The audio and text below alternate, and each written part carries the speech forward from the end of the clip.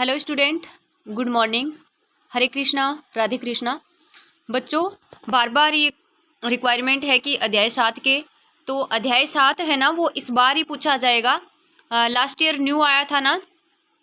वैसे तो इसकी काफ़ी सारी पेंटिंग है जो हमारा पहले ओल्ड जो होता था सिलेबस उसमें थी है, लेकिन अभी जो लास्ट इसको हटा दिया गया था ना, इस बार मैं ये नहीं कह सकती कि एग्जिट यही वाला क्वेश्चन आएगा। 4-5 मैं ज़रूर सिलेक्टेड आपको बता सकती हूँ। वैसे जितनी भी पेंटिंग्स हैं वो इम्पोर्टेंट हैं बच्चों।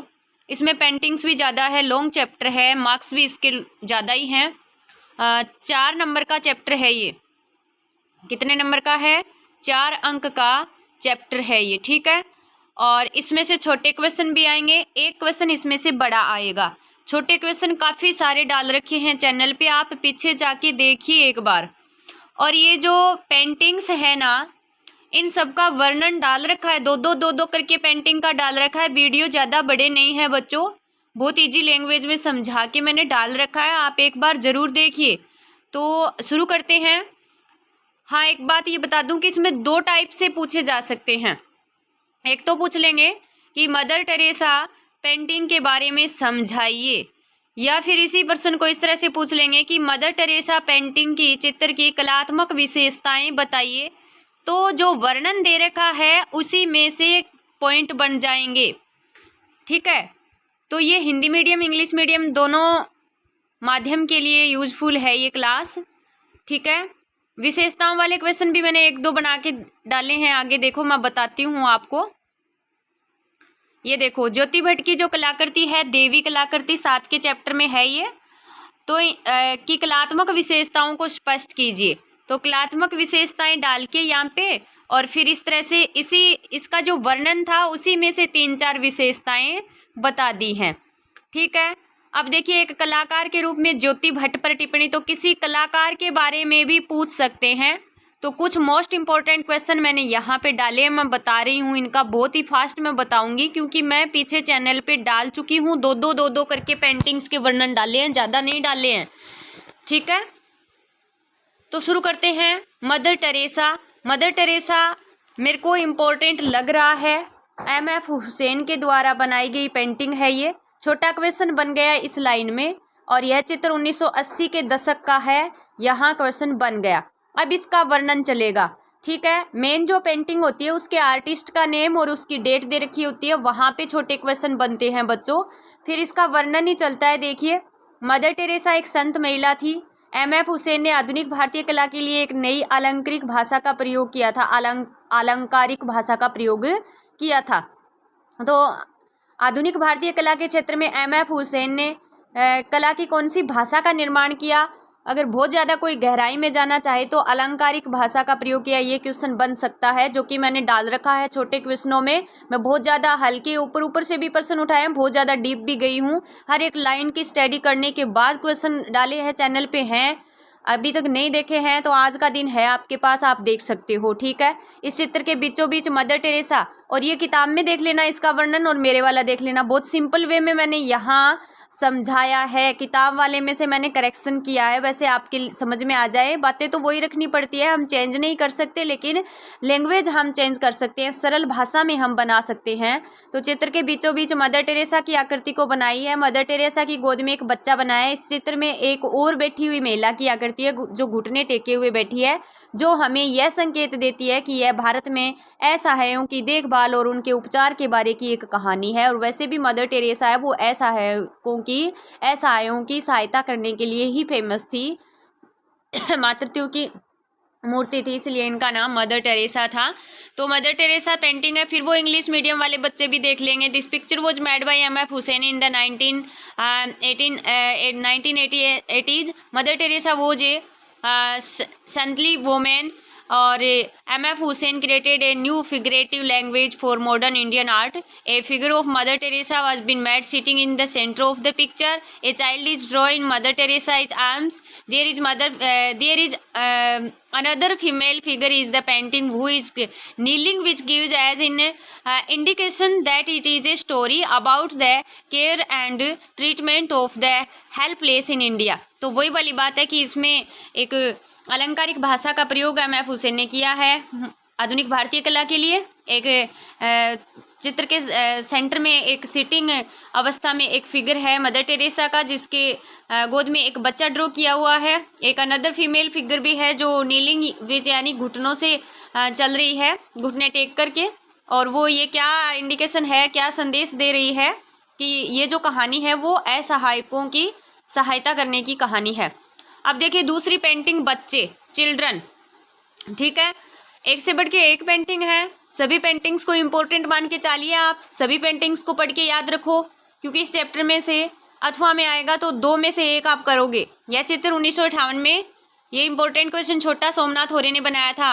ठीक है, बच्चे पेंटिंग किसकी है, छोटा क्वेश्चन आ जाए, सोमनाथ होरे की है। कब बनी थी, 1958 में बनी थी। यह कागज पर एक ग्राफिक प्रिंट है बच्चों। बंगाल के अकाल का एक दृश्य है, इसमें कुछ बच्चे ऐसे जो अकाल से पीड़ित बच्चे हैं उनको स्केच किया है सोमनाथ होरे ने। तो इसमें अकाल से पीड़ित कुछ बच्चों के चित्र है। इस चित्र में 5 खड़ी आकृतियां बनाई गई। आकृतियां इस तरीके से बनाई गई, इस चित्र को देखकर लग रहा है कि आकृतियां खुद से बात कर रही हैं।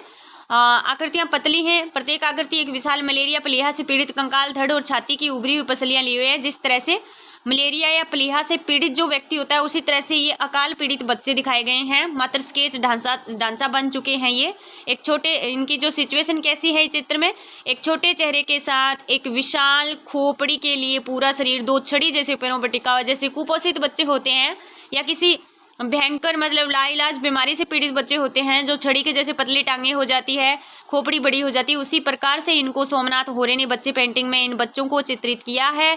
ये आकृतियां कुपोषण के प्रभाव को प्रस्तुत कर रही है। ये बच्चे समाज के सबसे कमजोर वर्ग का प्रतिनिधित्व कर रहे हैं। तो बहुत ही ज़्यादा साधारण सिंपल लैंग्वेज में मैंने ये समझा, एक बार पढ़ोगे याद हो जाएगा। This picture was made by Somnath होरे इन 1958। This is a graphic print on paper. This is a scene from the Bengal famine. It has pictured some children suffering from famine. In this picture, 5 vertical figures have been made. These figures seem to be talking to themselves. The figures are slim, each carrying a skeletal torso affected with a giant malaria spleen and the bulging ribs of the chest, यानी जो malaria प्लीहा है, जो एक रोग होता है, उससे पीड़ित हैं और उनकी जो बुल्गिंग राइब्स ऑफ द चेस्ट, छाती की जो पसलियां हैं वो ऊपर जैसे बहुत ज़्यादा बीमारी से या कुपोषण से जैसे पसलियां ऊपर की ओर निकल जाती है, वैसे इसमें दिखाई दे रहा है। The wool body appears to be sported on 2 stick like legs with small face and huge skull, यानी बड़ी खोपड़ी, छोटे फेस के ऊपर बड़ी खोपड़ी और स्टिक लाइक मतलब लकड़ी की छड़ी के जैसे 2 टांगों के ऊपर यह पूरा शरीर टिका हुआ, इस तरह से फिगर बनाए हैं। These figures are presenting the effected on malnutrition. These figures are representing the weakest section of the society. समाज के सबसे कमज़ोर तबके का प्रेजेंट कर रही है ये पेंटिंग। तो फिर देखिए नेक्स्ट है देवी पेंटिंग। देवी पेंटिंग है ना, वो ज्योति भट्ट की है। आर्टिस्ट का नाम जरूर याद करना। 1970 में कागज़ पर बनाई गई है। माध्यम पूछ लेंगे, नक्काशी शैली की करती है। एक देवी के स्वरूप को इसमें बनाया गया है। देवी के चित्र को एक प्रतिच्छवि के रूप में केंद्र में रखा गया है। ठीक है, चित्र के चारों ओर शब्दों में कुछ लिखा हुआ है। अगर इसकी विशेषताएं पूछ ले तो सारे ऐसे पॉइंट के पॉइंट बन रहे हैं, जैसे ये एक पॉइंट हो जाएगा, फिर ये दूसरा पॉइंट हो जाएगा, फिर ये तीसरा, फिर ये चौथा हो जाएगा, फिर ये 5वां हो जाएगा। यह चित्र तांत्रिक दर्शन को व्यक्त कर रहा है, तांत्रिक दर्शन को। ठीक है, इस चित्र में आत्मविश्वास और आत्मविकास की शक्तियों को दर्शाया गया है। ठीक है, ज्योति भट्ट के अदर जो वर्क हैं वो भी आप देख लीजिए। ज्योति भट्ट ने और भी कलाकृतियाँ बनाई, जैसे कल्पक, सेल्फ पोर्ट्रेट, भूले हुए स्मारक, सीता का तोता, 2 दीपों वाला स्थिर जीवन, बिखरा हुआ गर्म आकाश, तीर्थंकर देवी। फिर ये देख लेंगे इंग्लिश मीडियम वाले बच्चे, this is etching style work on paper है Jyoti Bhatt in 1970। Etching style painting work है, ये पेपर पे बनाया गया है 1970 में ज्योति भट्ट ने। This is the form of a goddess has been made. The figure of goddess in placed in the centre of the iconic में इमेज और something is written on word around the picture, कुछ लिखा हुआ है picture के चारों ओर। This picture expressive tantric philosophy, तांत्रिक विद्या को दर्शा रहा है। The power of self development and self confidence is depicted in this picture. तो आत्म विकास, आत्मविश्वास इसमें दर्शाया गया है। Jyoti Bhatt mad more art works like तो ये अदर इसके जो कलाकारियाँ हैं वो हैं जो अभी बताए थे, तो ये देख लेना। थोड़ा सा फास्ट पढ़ना चाहूँगी मैं। फिर दीवारों की, क्या नाम है चित्र का? दीवारों की। और ये जो कलाकृति है ये प्लेट से बनी है, कागज़ पर चित्रित एक नक्काशी है जिसे 1982 में अनुपम सूद द्वारा बनाया गया। छोटे क्वेश्चन सारे दे रखे हैं, तो आप इसका ये जो वर्णन है ये पढ़ लोगे, ठीक है। फिर इंग्लिश मीडियम वाले बच्चे ये पढ़ लेंगे, क्योंकि मैंने एक्सप्लेन करके अच्छे से पीछे डाल रखा है। अभी महत्वपूर्ण की बात कर रहे हो तो ये महत्वपूर्ण ही है सारे। अब देखिए इसी क्वेश्चन को, ज्योति भट्ट की जो कलाकृति देवी की कलात्मक विशेषताएं स्पष्ट कीजिए। इस टाइप से भी इस क्वेश्चन को पूछ सकते हैं, तो ये कलात्मक विशेषताएं हो जाएंगी। देख लेना, 1 2 3 पॉइंट बन गए हैं। जो वर्णन दे रखा था ना उसमें से ही बन गया, इसमें पॉइंट डाल दिए। एक कलाकार के रूप में ज्योति भट्ट पर टिप्पणी लिखिए। इंपॉर्टेंट लग रहा है मेरे को। ज्योति भट्ट 1934 इनका समय था। पेंटिंग, प्रिंट मेकर, फोटोग्राफी का अध्ययन किया था। अब इनके गुरु थे जी सुब्रमण्यम और उनसे ये प्रेरित थे। लोक कला परंपराओं के आधार पर एक कला भाषा को बनाया जो कि कला प्रथाओं पर आधारित थी। लोक कलाओं में ज़्यादा इनका था वो। वह कई दृश्य तत्वों को एक समग्र कथा में एक साथ लाए। उन कृतियों में अंतरिक्ष, परंपरा, आधुनिकता के बीच का कम संतुलन है। ज्योति भट्ट की प्रमुख कृतियाँ आ जाएंगी, ये देखो पीछे पढ़ी है हमने। देवी, कलावर्क, सेल्फ पोर्ट्रेट, भूले हुए स्मारक, सीता का तोता। तो ये इनके अदर वर्क्स हैं वो भी याद कर लेना, भी कोई भी वर्क पूछ लेंगे। देवी प्रसाद रायचौधरी, वेरी इंपॉर्टेंट लग रहा है मेरे को ये क्वेश्चन। एक तो मदर टेरेसा वाला और बच्चे पेंटिंग सोमनाथ होरे की, और देवी प्रसाद रायचौधरी का श्रम की विजय, वेरी इंपॉर्टेंट क्वेश्चन है बच्चों। कलागत विशेषताओं को स्पष्ट किया है। पीछे जो मैंने चैनल पे डाला है 1-2 महीने पहले वीडियो देख लेना आप, तो वहाँ पर मैंने इसका वर्णन डाला। वर्णन में से ही विशेषताएं निकल के आती है, मैं पहले ही बता चुकी हूँ आपको। तो देखिए इसमें श्रम की विजय मूर्ति शिल्प है ना, ये देखो देवी प्रसाद रायचौधरी ने बनाया था, सबसे पहली बात ये। और मूर्ति शिल्प खुली हवा में बड़े पैमाने पर बनाई गई मूर्ति है। देवी प्रसाद रायचौधरी ने गणतंत्र दिवस की पूर्व संध्या पर 1959 ईस्वी में इसे मरीना बीच चेन्नई में स्थापित किया गया था। इसका इंट्रोडक्शन हो जाएगा, फिर प्रमुख विशेषताओं पे आते हैं। इसी तरह से आप पॉइंट डाल के लिखोगे, बड़े अच्छे नंबर मिलेंगे आपको। इस मूर्ति शिल्प में 4 लोगों को एक चट्टान को हिलाने की कोशिश करते हुए दिखाया गया है। टाइटल देखिए क्या है, श्रम की विजय, यानी जो मेहनत करते हैं, श्रम करते हैं, मेहनत करते हैं, उसकी विजय होती है। तो इसमें क्या है, एक इम्पॉसिबल काम को पॉसिबल कर रहे हैं। 4 लोग हैं जो एक बहुत भारी चट्टान को हिलाने की कोशिश कर रहे हैं, यह स्पष्ट किया गया है इस चित्र से। एक ये भी मोटिव है इस चित्र का कि इस देश को बनाने में जो मेहनत है उसका महत्वपूर्ण योगदान है, और जो मेहनत श्रमिक वर्ग कर रहा है उसका महत्वपूर्ण योगदान है। पहला पॉइंट ये हो गया। दूसरा, इस फिल्म में 4 अजेय पुरुष हैं। अजय यानी कभी हारने वाले नहीं, हठपूर्वक शक्तिशाली रूप में प्रकृति के साथ कुश्ती कर रहे हैं। एक तरफ से देखा जाए तो ये नेचर के साथ कुश्ती करना ही है, मतलब वो नेचर को क्या कर रहे हैं, नेचर का इम्पॉसिबल काम है उसको पॉसिबल करने की कोशिश कर रहे हैं, तो प्रकृति के साथ कुश्ती कर रहे हैं।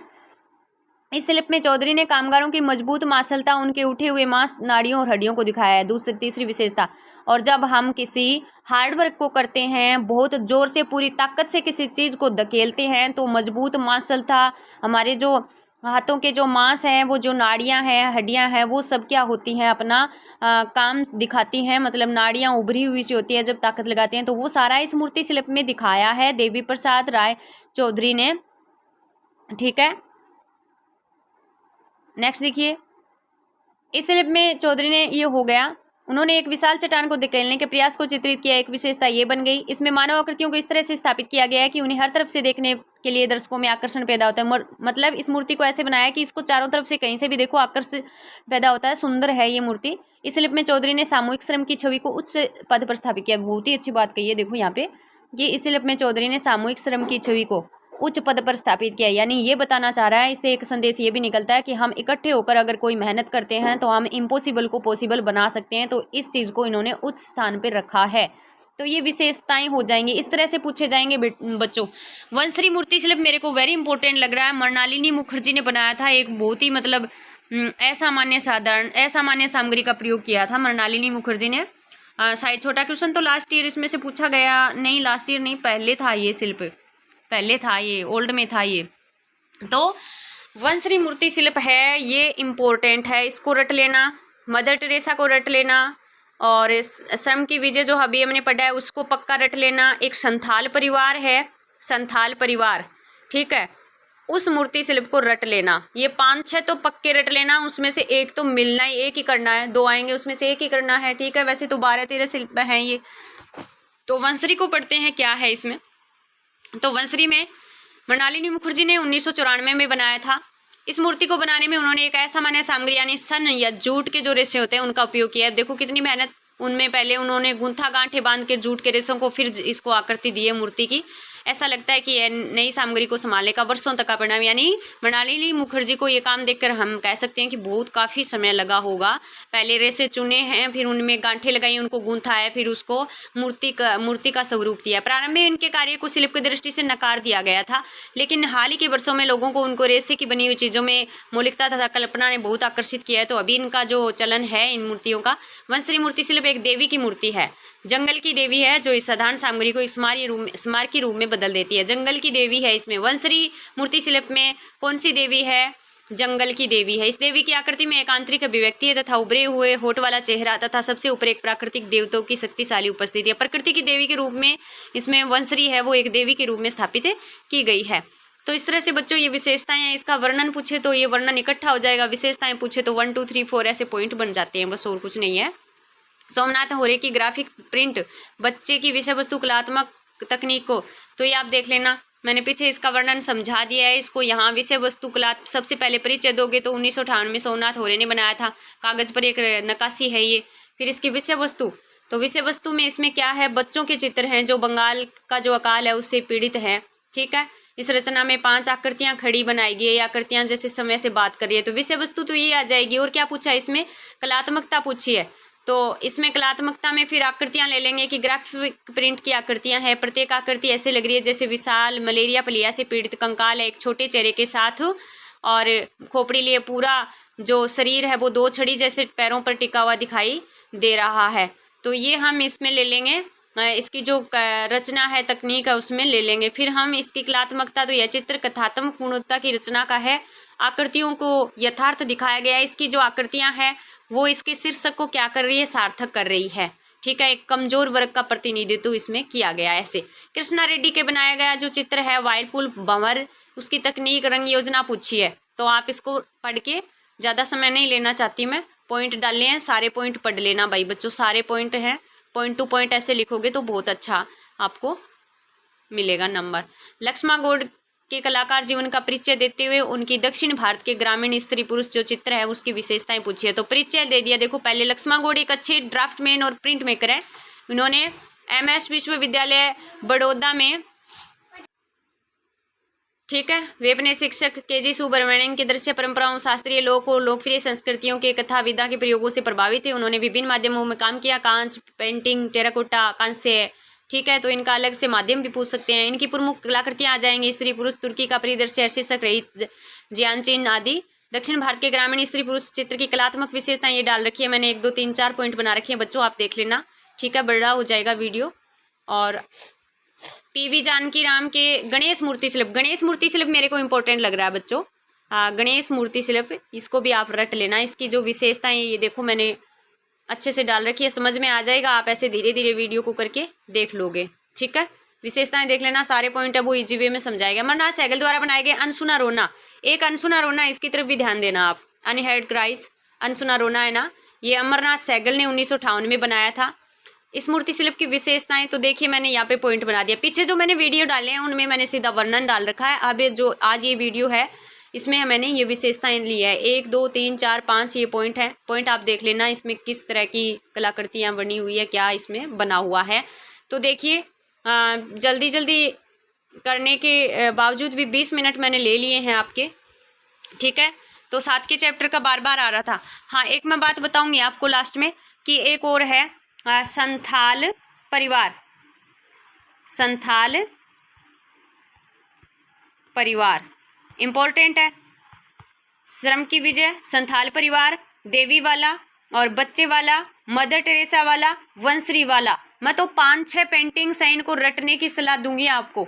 और जो लक्ष्मा गौड़ का जीवन परिचय, ज्योति भट्ट के बारे में, एक इसमें अमूर्तन कला है, अब्स्ट्रक्शन आर्ट है अमूर्त कला वाला, तो वो भी आप थोड़ा सा ध्यान दे लेना। अमूर्त कला चैप्टर में बुक में से बता रही हूँ, अमूर्त कला वाला टॉपिक जरूर पढ़ के जाना बच्चों।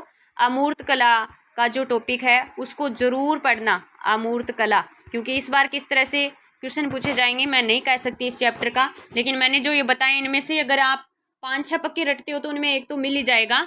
बस मैं इतना ही बताना चाहूँगी, ठीक है। छोटे क्वेश्चन मैंने सारे डाल रखे हैं। इन पेंटिंग्स के 12 पेंटिंग है, सबके वर्णन मैंने दो करके और डाल रखे हैं मेरे चैनल पे, आप पीछे जाके देख सकते हो, ठीक है ना।